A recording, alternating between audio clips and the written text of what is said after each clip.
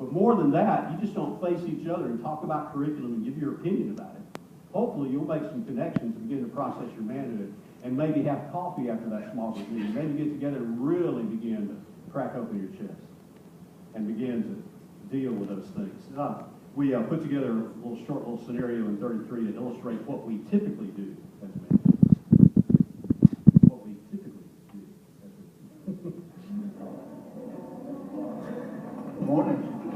Can I grab some coffee? Please, please. I'm sorry I'm late.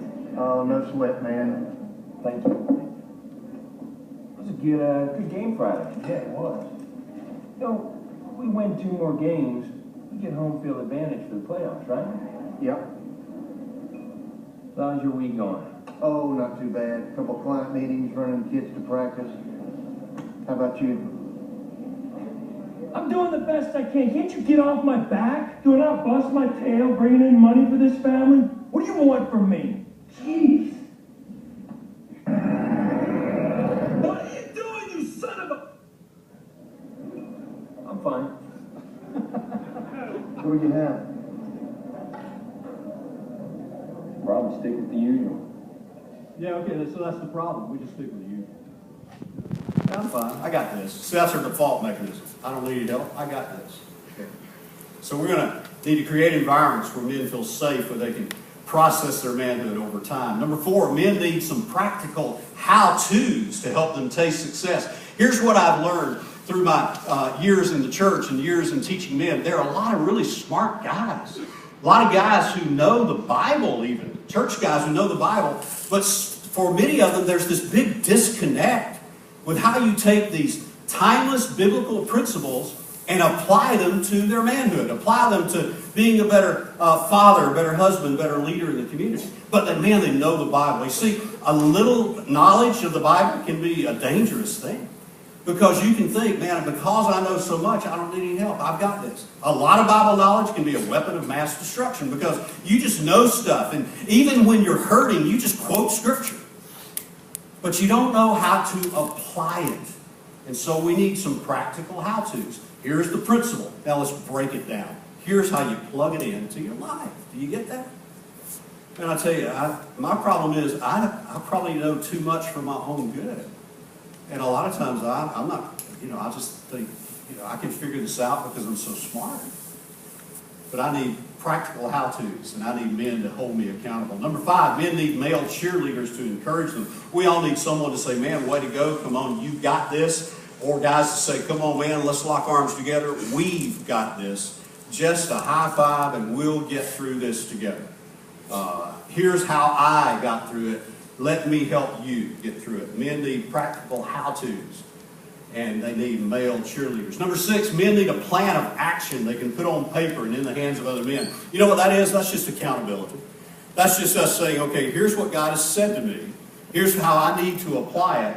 I'm going to write this down, and here I want you to read it, help me to tweak it, and I want you to hold me accountable. One year when I was teaching a group of men, I challenged them to write out their manhood plan. And a lot of guys were struggling with it. A lot of guys don't like to write. Some guys are all over it. They love to do essays and proposals and things. But a lot of guys didn't. I said, hey guys, don't stress out over this. Hey, if it looks like a shopping list at Home Depot, that's fine with me. I don't care. But just make it something that's personal, some bullet points, that's practical, that you can put in the hands of another guy. I said, write it on a napkin, some scrap sheet of paper, I don't care. One of the best manhood plans I got was from a Starbucks executive, and it was written on the Starbucks napkin. And he had 5 things, and they were so clear, so compelling, so personal. And he could give that to someone and be held accountable. Number 7, men need to understand that life is mapped out in seasons, and they need to know how to transition well through each season of life. And we need to be well positioned in the season we're in now and the season we're about to enter into. Let me talk a little bit about that for you. Some of you guys who did volume 1 of 33, this will be familiar material. Let me shake your memory on this. The seasons of a man's life, the first key idea is reverse engineering.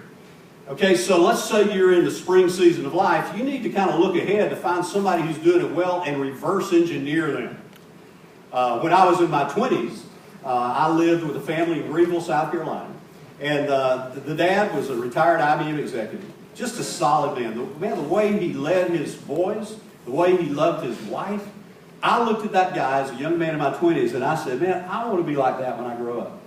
I mean, the way he related to his sons, and the way he'd sneak up behind his wife, in the kitchen and grab her and kind of dip her. I mean, it's a little creepy, but, I thought, man, I want to have that kind of relationship with my wife when I've been married as long as this guy's been married. Hey, who do you have in your life that you can reverse engineer? When I was a kid, I used to reverse engineer stuff, especially technology, electronics. I'd take it apart, and try to put it back together. I wanted to figure out, how does this work? We need to do that with people who are a little further down the road and learn what they did to get where they are. And it's not always a perfect guy, because none of us are. It's never a perfect guy. But it's a guy who's even handled his mistakes well. And you can look at that, and you can reverse engineer that. Hey, what if somebody reverse engineered you? What would they think? You feel okay about that? It's a little scary, isn't it? So we need to get our stuff together so we can begin doing that with other men, and they can begin doing that with us. So the first key idea is reverse engineering. The second key idea of the seasons of a man's life is the laws of the harvest. There are 3 laws of the harvest. First of all, we reap what we sow. So you better be choosing the right seeds. Because if you're expecting apples and you use orange seeds, you're not going to get apples. So you need to choose your seeds wisely. So you reap what you sow. Secondly, we always reap more than we sow. If I had an apple and said, hey guys, how many seeds are in this apple? Well, that's easy to figure out. Just cut it open, count the seeds. But if I took one of those seeds and said, hey guys, how many apples are in this seed? And I don't know, you're going to reap more than you sow. And so whatever seeds we've chosen, we're going to reap those seeds, and we're going to reap more than what we sow. Good, bad, or ugly, we're going to reap more than what we sow. And number 3, we reap in a different season than we sow. This is hard for a lot of men. It's hard for me because we kind of want the drive-through, fix-it-now kind of mentality. And that's not what we need, man. We don't want to go through the drive-thru and say, I want to be a better husband, father, leader, etc., and put that in a Happy Meal for me, okay? I'd like to have it by the time I get up to the window. The seeds you sow now, you're not going to reap them in this season necessarily. It's going to be in a different season. So you're going to have to learn how to be patient and wait on the good stuff. I was talking to one of the guys about, I met with many of your leaders last night, man, I was so inspired by that. And I said, man, way to go. You guys are doing so much right. And he said, well, hey, thank you for that. Sometimes it feels like I'm in quicksand. I said, hey, that's okay. Guys, anything that's noble is going to be hard, okay? It wouldn't be hard if it wasn't worth it. And so you keep working hard at these noble things, and because you know that you're going to reap in a different season. Don't grow weary in well-doing, Paul said to the Galatians. Man, but in due time you're going to reap if you don't lose heart. So you're going to reap in a different season. And the third key idea is anticipate transitions. Anticipate transitions. You don't want to be caught off guard. You don't want to be reacting. You want to be proactive. And so here's what I want to do. I just want to kind of give you a general overview of the seasons of a man's life. The first season would be spring, from birth to about 20. Curious, how many of you are in the spring season right now? Birth to about 20. Anybody in that? Okay. All right. I'm glad you guys are here. Okay. That's all about identity. It's really about finding out who you are. But just as importantly in this spring season, you need to find out who you're not. I used to love to watch American Idol in the early, episodes when everybody was so bad. I mean, that's when it's really good TV.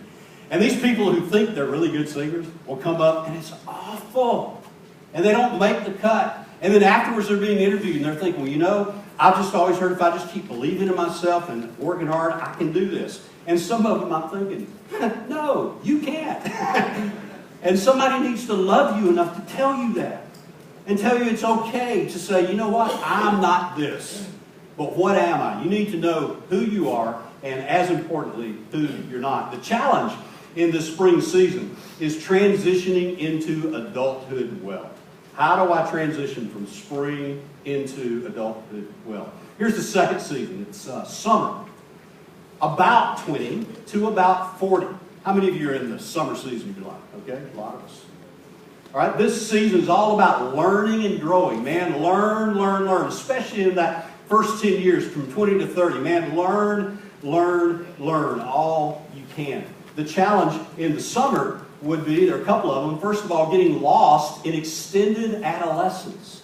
And there are studies done about this strange phenomenon of boys who shave, one writer called it. You know, Guyland is a big, thick book about this phenomenon of men who are trapped in extended adolescence. The Peter Pan syndrome, boys who never want to grow up, you know. I think a lot of this comes from helicopter parents who are always rescuing their boys. They don't know how to balance their checking account. They don't know how to make an appointment for a haircut. They can't pay their own speeding tickets. And so they're just kind of trapped. And so that's going to be a big challenge for you. Here's another big challenge. Handling sexual energy. And sex is not a bad thing. I mean, God created it. It's good. Sex is good. Everybody said that. Sex is... No, don't say that. But God created sex to be used and enjoyed within some boundaries. What are those boundaries? Starts with an M. Marriage.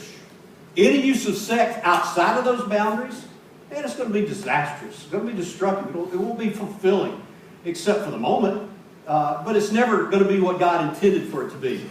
Check this out in 1 Thessalonians chapter 4, verses 3 through 5. It says, "For this is the will of God, your sanctification, that you abstain not from sex, but from sexual immorality." What's that? Any use of sex outside the boundaries of marriage. That would be sexual immorality. "That each one of you know how to control his own body in holiness and honor, not in the passion of lust, like the Gentiles who do not know God." So that's going to be a big challenge. Sex is always going to be on our minds, part of us. I mean, that's how we're wired as men.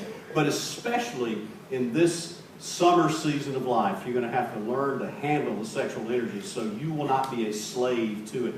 There's a key word in your 30s in this second half of the summer season, and that word is margin. Be sure you write margin down. Let me tell you how I'm still learning how to do this one, especially in your 30s.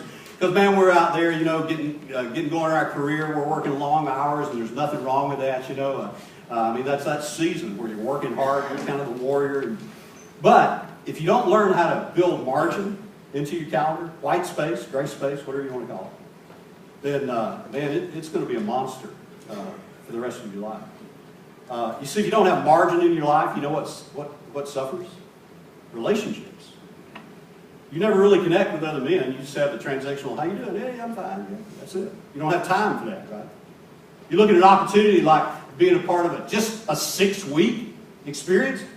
Guys, it's just 6 weeks. But you don't have time. Because you're just thinking, well, I got to do all this other stuff. I'm still learning about margin. I've got a 10-year-old daughter. I got married, you know, when I was 32. My wife is... and I didn't have kids for many years. I traveled so much, and so I've done everything in reverse. So I got a 10-year-old daughter. One day, this need for margin in my life really hit me in the face. I have a habit, it's a good habit, of at the end of the day, on my way home from my office, catching up with all the phone calls that I miss. A lot of you guys do that. I do that. Good use of time, right? Problem was, I would typically pull into the driveway, into the garage, and still be on the phone. And so one day I did that. So I pulled in the garage, and my daughter was about 5 at the time, I guess. And so she comes up, knocks on the window. "Hey, Daddy," she was so excited to see me, wanted to show me something. I'm on the phone. And I said, "Just a minute." She went off, did her stuff, so I'm continuing talking. Goes back a little bit later, knocks on the window. "Hey, Daddy." Oh, "Just a minute." Third time, I got a little irritated with it. Because I'm doing business, man. I got a job. I got to pay for all the stuff you love and you enjoy, right? So she comes up, knocks on the window. "Hey, Daddy," I said, roll the window. "Just a minute. I'm on the phone. I'll be inside in a minute." And she didn't really seem to bother her, but man, it hurt me. I thought, what am I doing? So here's what I began to do. I began to say, okay, on the way home, I'm going to catch up with calls. But when I reach like a boundary, and my first boundary was when I turn in the neighborhood, I'm going to get off the phone. That's going to be my safe zone. Didn't work for me. I got off the phone, but mentally, I'm still on the phone. You know what I'm talking about? I'm still engaged. One guy came in one day from a long day of work, and his kids rushed up, "Daddy, Daddy," you know, and his wife said, "Kids, come here, come here, come here.